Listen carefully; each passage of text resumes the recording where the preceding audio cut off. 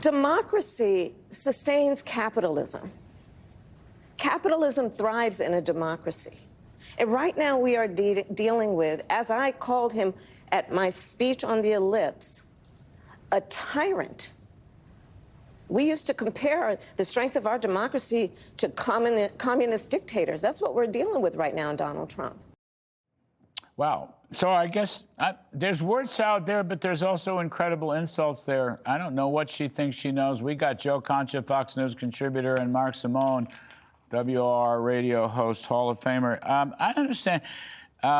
Democracy is capitalism. Yeah, that's a pretty good start. There's probably no one pushing capitalism more than Donald Trump. I mean, he's cutting taxes, he's deregulating, he's opening up energy, he's equalizing trade, he's building factories. So how does he get to be a communist dictator, Mark Simone? She said it. This is, the I'll call it the Charlie Kirk moment still, okay? We're trying not to call names. We're trying not to be inflammatory.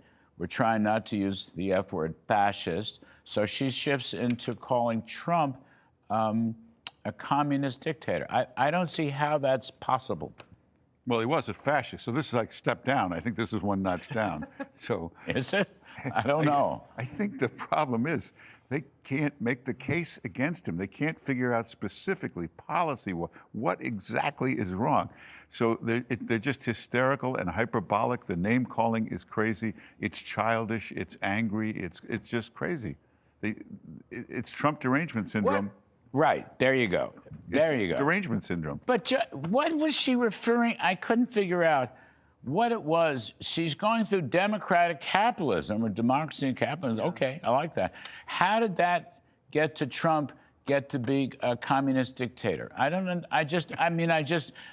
Right. It's a stupid thing, and I don't want to dwell on it but how do you get there? Well, trying to figure out what Kamala Harris says is like trying to decipher the Da Vinci Code. Right? I mean, you're applying logic to a person who is a human Chernobyl when she speaks outside of a teleprompter. She never has spoken well in these situations. This book should be called The Book That No One Asked For. Instead, who writes a book about 107 days of the worst presidential campaign, I think we could argue, of our lifetimes, probably the worst moments of her lifetime in terms of she got $1.5 billion in cash. I love Jimmy Fallon's line that he said on Fox yesterday. He said, this is the first book that begins in Chapter 11, right? Because they blew through $1.5 billion. $1.5 billion. Yeah, and ended up in debt, believe it or not. And this phrase is in the book, you think, that she's calling Trump a communist? Yes. Communist, dictator, like all authoritarian, all the greatest hits that lost her every swing state in the popular vote. So we talk about return on investment in business. $1.5 billion got her no swing states, no popular vote, and Republicans went back to the Senate. But besides that, why not write a book on that? In her defense, she may not have actually read the book, so I don't know. And they said that was the worst campaign ever. The book tour, is the worst campaign I've ever seen. That's true. Nobody, I can't get anyone to agree with me on this.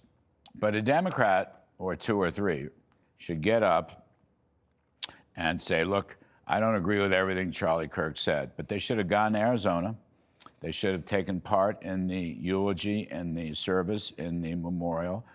There's no reason why they couldn't have. There were a bunch of Democrats that voted for the resolution on the floor of the House, right? That was a good start. Somebody should have gone to Arizona, because the path they're going down now with all this name calling, including this stuff, is a catastrophe for the party. And their polls are catastrophic. I'll say it again. The Washington Post poll, whatever that's worth, Trump is +7 on the economy. He's +13 on immigration. And he's +22 on crime. If I had polls like that, I would be making peace in Arizona and elsewhere.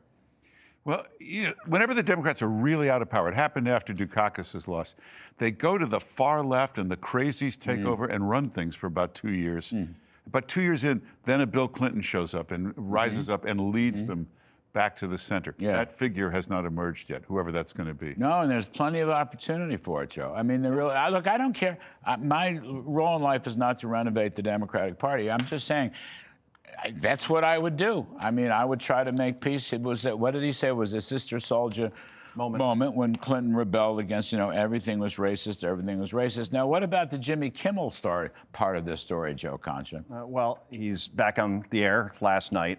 He didn't apologize to Charlie Kirk's family, Erica Kirk. He basically did this. It was a weasel way of doing it. He said, if anybody was offended by my remarks, no, you said that this shooter, just days after Charlie was executed, was part of the MAGA gang. So he could have said, I got it wrong. It was inappropriate to say something like that so soon, and I regret it. Instead, he went down that route. Then he lied right after, of course, because that's what he does. He's a prolific one, where he said that Donald Trump actually took Stephen Colbert on CBS off the air. I'll give you 40 million reasons why Stephen Colbert is going off the air, because he was losing $40 million a year while getting paid $20 million in salary. That is not a sustainable business model. The same thing goes for Kimmel. And then even on Colbert last night, you had Gavin Newsom. Not, Rickles, not Burt Reynolds, Sinatra like we saw during Carson. You have Gavin Newsom on there saying the most deplorable things about ICE agents, and look what happened today. Not blaming Gavin Newsom, but they have to your point, turn down the temperature because this is not acceptable anymore.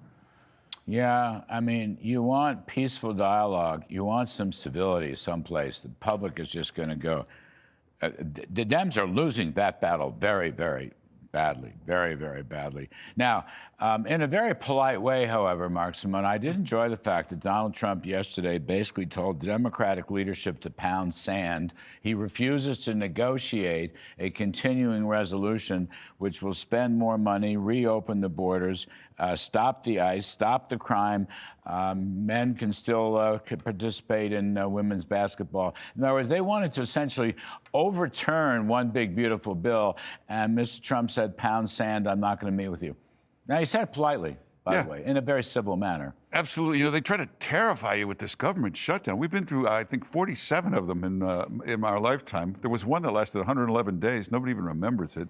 And every time I see Chuck Schumer, I think I want to shut down the government. I look at that and I don't want any more of that. But Trump was brilliant at the UN. He told him, I solved 7 wars. I never heard from you, not even a phone call, right. No help. I offered to redo your building for $500 million. Instead, you wasted $3 billion and got nothing for it. Couldn't even get an escalator that works. Yeah. He kicks some butt. He kicks some butt at the UN. And I don't know anybody can tell me what the heck they do at the UN all day long. What do they do there? I don't know what they do there. Mark's candidate, Mamdani, is now up 20 points. Yes. Joe, what do you think of that? There's just no movement. On the way out. Yeah, just Cuomo. There's just no momentum behind Cuomo. Adams is still in the race. Curtis Sliwa, I feel horrible for him, but so many Republicans have moved out of New York to Florida. It's really hard for a Republican to run in this city at this point. So I don't know if those numbers are right, but Mamdani is increasing his lead against everybody. Even if they're half right, he's still up by 10. So running on a runway here. It's late September. Well, it's late early around here. It's just one of those college polls. And I don't know that Cuomo's even in the race. He still hasn't opened a campaign headquarters anywhere. Is that right? I got to get out, but good for them. They're calling President a communist dictator. They're nominating Mamdani for mayor of New York, or electing Mamdani for mayor of New York. They're having a rough summer and fall. That's what I'd say. If he was a communist dictator, they'd support him. See, that's a happy note, Dan. I have to think about that. Yeah. Very good point. Mark Simone, as always. Joe Concha, thank you very much.